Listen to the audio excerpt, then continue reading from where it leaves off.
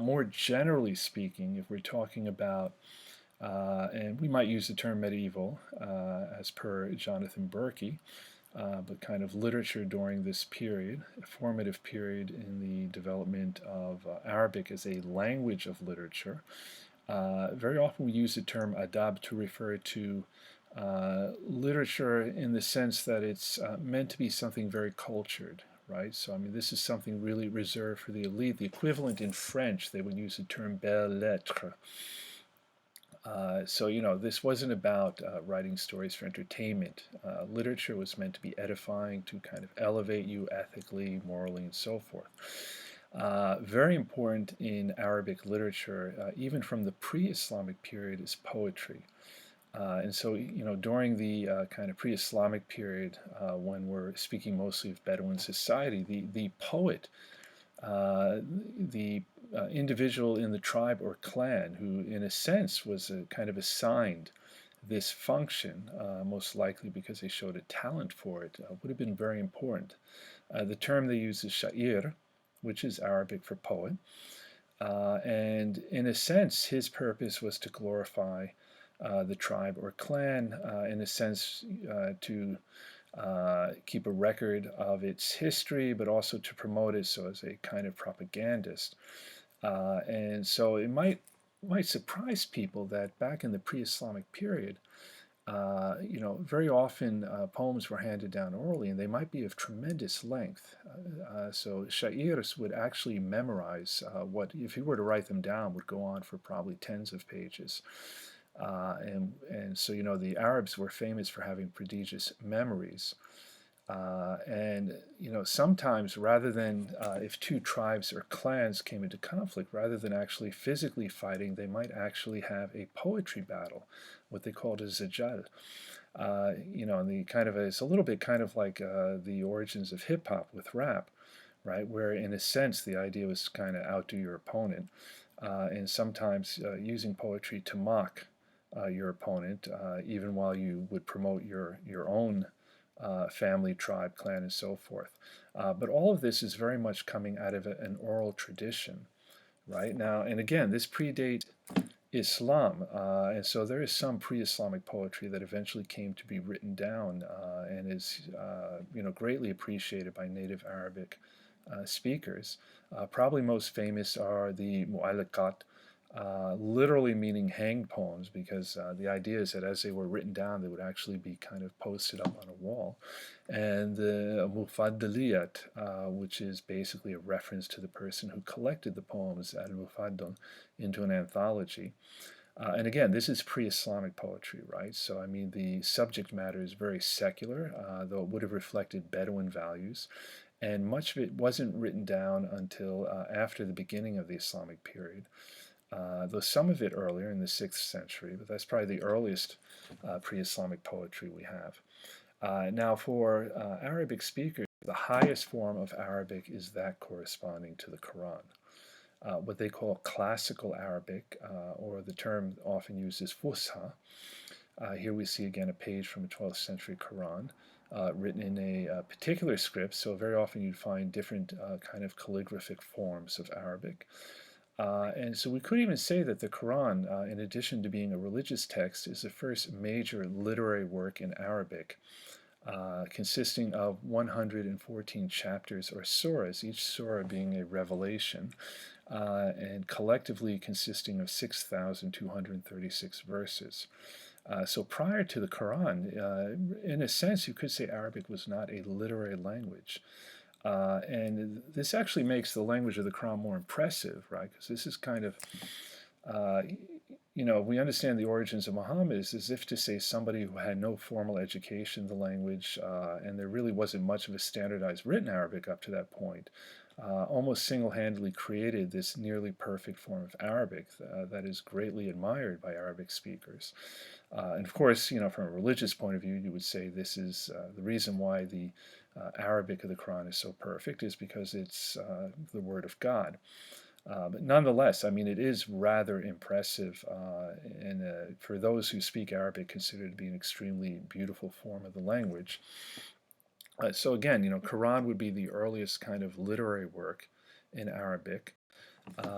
But shortly thereafter, we start to see the collecting of hadith, traditions about things that Muhammad said and did. These collections of hadith known as sahih, and two of the earliest collections we have of hadith can be attributed to Muslim ibn al-Hajjaj and Muhammad ibn Ismail al-Bukhari. Probably the al-Bukhari collection is maybe the more famous, and I'm proud to say I even have a copy of it at home with the original Arabic and translated. And so, as you might recall, the primary purpose of the hadith was to provide examples by which Muslims might know how to conduct themselves. But also there would just be a genuine interest in learning about the life of the Prophet. And at some point, based on the Hadith, there would be works that really just kind of sought to construct a biography or sirah of the Prophet, as Sirat al-Nabawiyah. Nabawiyah is the adjective form of prophet. And so, of course, this would still be for edification, for knowing how to behave as a good Muslim, but it would also be for entertainment value in a sense, to learn about the earliest history of Islam. Muhammad very, very often seen as a very heroic figure. Two of the earliest sirah are by Wahb ibn Munabbih. That's probably the earliest, but more well known as Muhammad ibn Ishaq, his sirah of the Prophet. And as Arabic is developing as a literary language, and as often is the case, at some point there's a need to define more precisely the meaning of words, the correct spelling of words, and of course grammar. So we see kind of the first dictionaries and kind of lexicons, books telling you how to properly construct sentences and so forth. Khalil ibn Ahmad is the author of Kitab al-Ain, which is probably the oldest known dictionary of Arabic, written in the late 8th century. And Sibawayh, his pupil, was the author of a very respected work on Arabic grammar known as the book, Al-Kitab. And so this kind of laid the foundation for defining Fusha, Arabic, as a proper literary language. We should note that, I mean, in terms of kind of day-to-day conversations, people don't really use Fusha. They didn't use it back then, and they don't really use it now. You would speak one of what are many dialects spoken in the Arabic-speaking world. And dialects is, differences in dialect is more than simply a matter of differences in accent. They really can almost seem as completely different languages, but the point is, because they're not literary languages, they're only spoken, there's nothing really rooting them down, right? There's no kind of defined grammar or spelling rules and so forth, so they just kind of continue to evolve as people use them. Coming back to Fusha, as the language, Fusha, the High Arabic, becomes standardized, it also becomes a language of not just religion, but also a language of administration and then philosophy. And we've already met some early Muslim philosophers or Arabic philosophers, and also a language of science. And so that means also kind of developing the capacity of the language, building up its vocabulary and so forth, so that it can address different kinds of topics. Very important in this regard would be the fact that Baghdad, during the early part of the Abbasid Caliphate, beginning with al-Mansur, became a very important intellectual center. So you would have many of the greatest minds gathering together in even a specially created institution known as the House of Wisdom, the Beit al-Hikmah, which started earlier but became very prominent under al-Ma'mun. You might remember him, the one who would actually try to impose the Mihna, or a very kind of specific understanding about the origins of the Quran and the nature of free will. But in any respect, right, this is kind of also part of the development of Arabic as a literary language. And at some point we start seeing works on various subjects. Again, there's always the idea that it should provide instruction, should provide kind of a basis for improvement, morally, ethically, how to live one's life better. So you have various, like, compilations become very popular, right? It could be kind of collections of ideas or instructive stories, or literally almost like instruction manuals on how to deal with anything from gardening to sex. Literally would resemble it like kind of a manual in that regard. And then, of course, Arabic will continue to be important for poetry. Uh, that becomes very important if we think about Sufism, though in that regard it's not only Arabic but also Persian that becomes very relevant, right? So kind of the idea of expressing this desire to be closer to God, to be as one with God and so forth through poetry. Probably the most famous Sufi in terms of his literary output as a poet would be Maulana Jalal ad-Din Muhammad Rumi, or we should just say Rumi. Is actually pretty famous in the West as well. And with him we see the development of a very specific form of poetry known as the ghazal. And many of the poems, if you read them like very literally, they seem almost to be love poems, one might imagine, written to a woman. But in fact, generally speaking, they are love poems to God. So we have an example here. Why should I seek? I am the same as He. His essence speaks through me. I have been looking for myself. Right? This is about trying to achieve the oneness of God, that when you have a deeper knowledge of God, you realize that in a sense, you become closer to Him, you become almost as one with Him. So the ghazal would actually influence poetry in Europe at some point, particularly during the 18th century, with such figures as Goethe, a very famous German literary figure. We see Arabic also being used for other purposes. Very popular kind of literary work would be basically a travel guide. So very relevant here. Probably the most famous traveler in this regard, Ibn Battuta of the 14th century. Also used in works of history, as in with Ibn Khaldun, the author of the Muqaddimah, which, by the way, he's a highly respected historian, even by today's standards. He came up with certain ideas about the nature of empire, how they, how they begin, they flourish, and then eventually become corrupt and die. But we should note, among all the different works we considered, there's not much in the way of fiction. At least if we're talking about Fusa. Fusa is not meant to be used just simply for entertainment. It is a quality language. For entertainment, it would be mostly oral tradition, just handed down from one generation to the next, and you would probably use Amiya, or the common language, right? Whatever dialect was prominent in a particular area. That would be for the purposes of entertainment.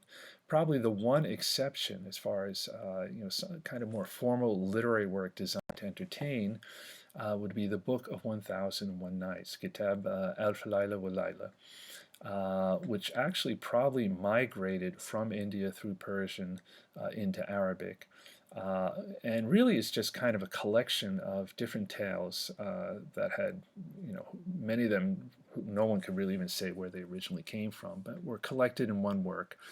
And actually probably in some ways became more famous by virtue of its European translation, or I should say translation to European languages like English and German.